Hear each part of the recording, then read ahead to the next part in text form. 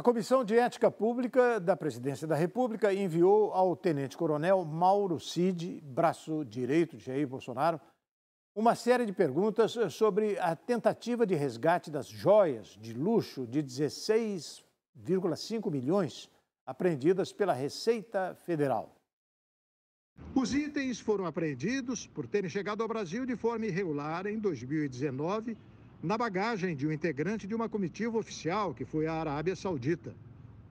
Cid foi responsável pelo ofício enviado ao então chefe da Receita Federal, Júlio César Vieira Gomes, que autorizava um outro assessor da presidência a pegar as joias. O ofício, atualmente considerado inábil e irregular, não surtiu efeito.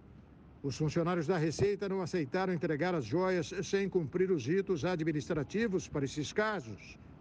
A Comissão de Ética Pública quer saber, por exemplo, qual é a previsão legal para a elaboração desse ofício e se essa mesma comitiva trouxe outros presentes.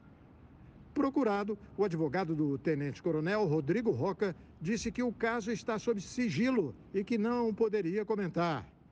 Entre as principais perguntas estão se existiam normativos ou orientações procedimentais para o tratamento, sendo recebimento, transporte e destinação de presentes recebidos no exterior por autoridades em nome do presidente da República.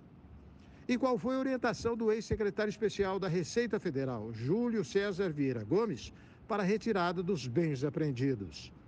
Se houve orientação do ex-ministro Bento Albuquerque sobre o tratamento, destinação a serem dados as joias, entre outras. Nos Estados Unidos, desde dezembro, o ex-presidente Jair Bolsonaro deve retornar ao Brasil ainda nesta semana.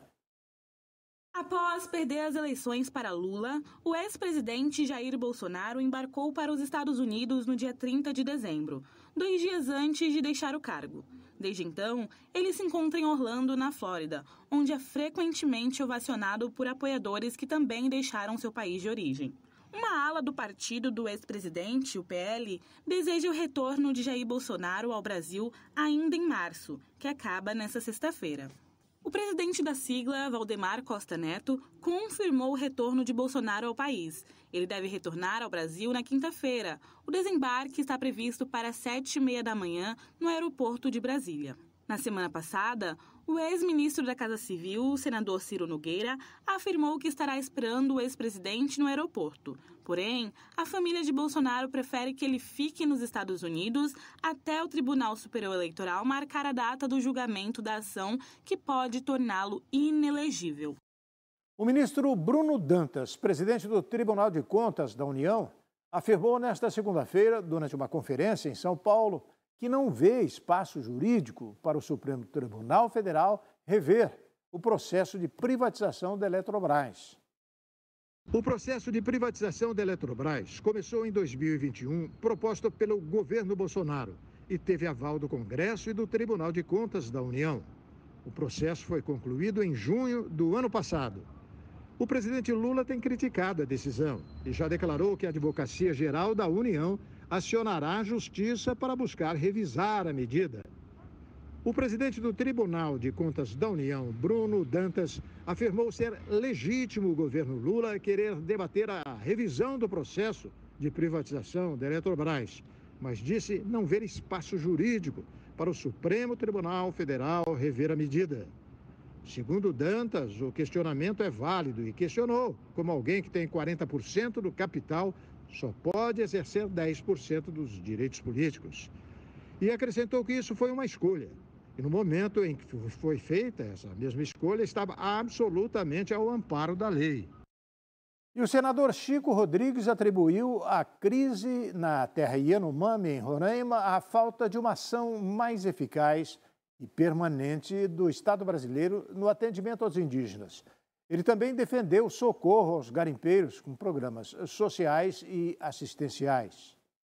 O senador Chico Rodrigues preside a comissão externa criada pelo Senado para acompanhar a situação dos Yanomamis. Comissão externa que foi criada pelo presidente Rodrigo Pacheco para acompanhar a crise dos Yanomamis, né, com a entrada dos garimpeiros. É uma crise que, obviamente, precisa ter o acompanhamento, a fiscalização e o controle do governo federal para que possa, primeiro, deixar a área livre e, segundo, e tão importante quanto, cuidar também daqueles milhares de brasileiros que ali adentraram, tangidos pela necessidade, pela sobrevivência e que, por força de uma decisão judicial, tem que se retirar, porque, na verdade, já é uma área demarcada. Apesar de ser categoricamente contra garimpos ilegais, Chico argumentou que os trabalhadores são pobres e precisam de socorro. Que é importante, sim, que o governo haja de uma forma determinada para que esses garimpeiros que estão saindo espontaneamente da área, isso é bem da verdade, eles possam, aqueles que têm dificuldade em conseguirem saírem, eles tenham assistência do Estado, sim. Para ele, a crise dos Yanomamis está atribuída à falta de uma ação mais eficaz e permanente do Estado brasileiro no atendimento aos indígenas e que, para resolver a situação, é necessário o governo brasileiro agir de forma mais efetiva e determinada naquela área. Vai se resolver se o governo, a presença do governo brasileiro não se fizer efetiva e determinada naquela área, como já tem acontecido nos últimos 20, 25 anos. Então, esse é o nosso entendimento, essa é a nossa orientação. A comissão, ela é uma comissão multipartidária, composta de 8 senadores, que estão todos empenhados. Chico espera apresentar ao final do prazo de 120 dias um relatório competente com sugestões para o governo adotar e evitar a presença dos garimpeiros na terra Yanomami. E a seguir, morre professora de 71 anos após ser esfaqueada por aluno numa escola pública de São Paulo. O RB Notícias volta daqui a pouquinho.